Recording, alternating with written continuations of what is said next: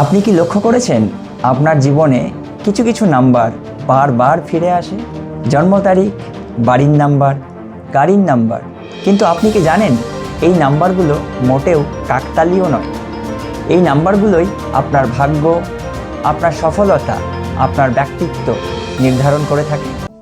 নমস্কার বন্ধুরা, আমি নীলাভ দাস, দ্য নিউমেরোলজিস্ট। আমি আপনাদের সকলকে আমার চ্যানেলে স্বাগত জানাই। আজ থেকে আমি শুরু করছি একটি সিরিজ, নিউমেরোলজি, অর্থাৎ নাম্বার কিভাবে আপনাকে পরিচালনা করে।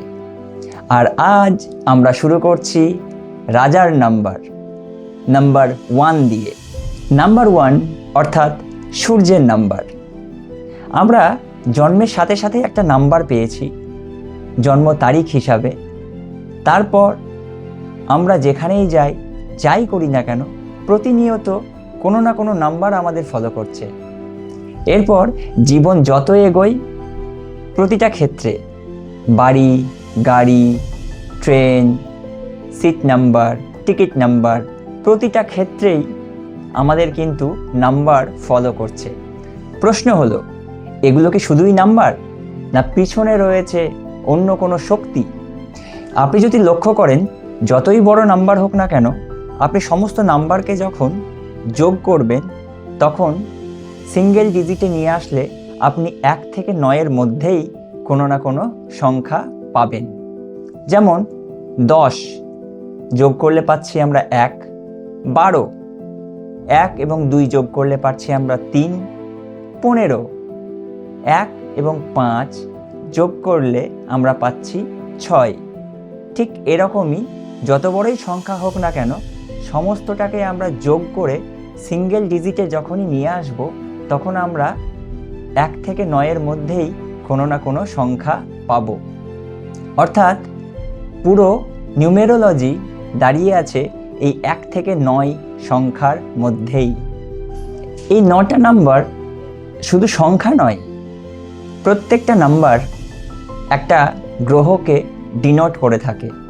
যেমন 1 ডিনোট করছে সূর্যকে, 2 চন্দ্র, 3 বৃহস্পতি, 4 রাহু, 5 বুধ, 6 শুক্র, 7 কেতু, 8 শনি, 9 মঙ্গল। আজ আমরা আলোচনা করব নাম্বার 1 দিয়ে, মানে সূর্যের নাম্বার। আপনি যদি জন্মগ্রহণ করেন যে কোনো মাসের 1 তারিখ, 10 তারিখ, 19 তারিখ অথবা 28 তারিখ, তাহলে মনে রাখবেন আপনি নাম্বার 1 দিয়ে ড্রাইভ হচ্ছেন।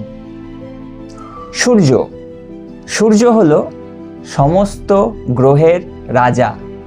তাই যারা নাম্বার 1 দিয়ে ড্রাইভ হচ্ছেন, তাদের আচরণটাও ঠিক রাজার মতনই হয়। জন্মগত লিডার, প্রচণ্ড উচ্চাকাঙ্ক্ষী, নেতৃত্ব দিতে পছন্দ করে, নিজের নিয়মে চলতে স্বাচ্ছন্দ্য বোধ করে, কারো আন্ডারে থাকতে এরা পছন্দ করে না। সংক্ষেপে বললে, they are the boss of their own life. এবার প্রশ্ন হলো, কারো জন্ম 1 তারিখ, 10 তারিখ, 19 তারিখ অথবা 28 তারিখ, প্রত্যেকেরই কি আচরণ একই হবে? হ্যাঁ, সবাই নাম্বার 1 দিয়ে ড্রাইভ হলেও প্রত্যেকের কিন্তু লেভেল রয়েছে। যদি আমি ক্যাটাগরি ওয়াইজ ভাগ করি, তাহলে 19 নাম্বারকে বলা হবে এ ক্যাটাগরি। কারণ 19 নাম্বার যে পেয়ার 1 এবং 9 দিয়ে তৈরি হয়েছে 1 নাম্বার। 1 হচ্ছে রাজা সূর্যের নাম্বার, আর 9 হচ্ছে মঙ্গলের নাম্বার। তাই এটাকে এ ক্যাটাগরি বলা যেতে পারে।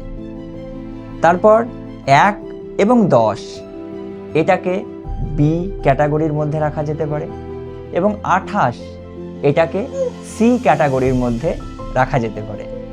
উদাহরণ হিসাবে বলা যেতে পারে মুকেশ আম্বানি, ইন্দিরা গান্ধী, এরা দুজনেই 19 তারিখে জন্মগ্রহণ করেছে। এবং ধীরুভাই আম্বানি উনি 28 তারিখে জন্মগ্রহণ করেছে। এরা প্রত্যেকেই সফল, কিন্তু পথটা প্রত্যেকের ক্ষেত্রে আলাদা। মুকেশ আম্বানি এবং ইন্দিরা গান্ধী যত সহজে সফলতা পেয়েছে, ধীরুভাই আম্বানি কিন্তু অতটা সহজে সফলতা পায়নি। জীবনে যথেষ্ট স্ট্রাগল করতে হয়েছে, তারপর উনি সফলতা পেয়েছিলেন। এবার আসি নাম্বার 1-এর বন্ধু নাম্বার কোনগুলো। নাম্বার 1-এর বন্ধু নাম্বার হচ্ছে 2, 3, 5, 6, 7 এবং 9। নাম্বার 1-এর শত্রু নাম্বার যদি আমি দেখি, বা অশুভ নাম্বার বা খারাপ নাম্বার, সেটা হচ্ছে নাম্বার 8। নাম্বার 1 এবং নাম্বার 8 একসঙ্গে থাকলে স্ট্রাগল বাড়ে। নাম্বার 1-এর জন্য একটা গুরুত্বপূর্ণ অ্যাডভাইস, যেটা হচ্ছে কালো রং আপনারা কিন্তু এড়িয়ে চলুন যতটা সম্ভব। সেটা আপনার ড্রেস হতে পারে, আপনার পার্স হতে পারে, বা যে কোনো রকম কালো রং থেকে আপনারা একটু দূরে থাকুন। কালো রং নাম্বার 1 এর এনার্জিকে কিন্তু ব্লক করতে পারে। আজ আমরা জানলাম নাম্বার 1 সম্বন্ধে। তাই আপনার জন্ম তারিখ যদি 1, 10, 19 অথবা 28 হয়, অবশ্যই কমেন্টে লিখে জানান। আর পরের ভিডিওতে আমরা বলবো নাম্বার 2 সম্বন্ধে। নাম্বার 2 অর্থাৎ চন্দ্রের নাম্বার। ভিডিওটা ভালো লাগলে অবশ্যই লাইক করবেন, কমেন্ট করবেন এবং শেয়ার করবেন সেই সব বন্ধুদের সঙ্গে যাদের জীবনে নাম্বার বারবার ফিরে আসে।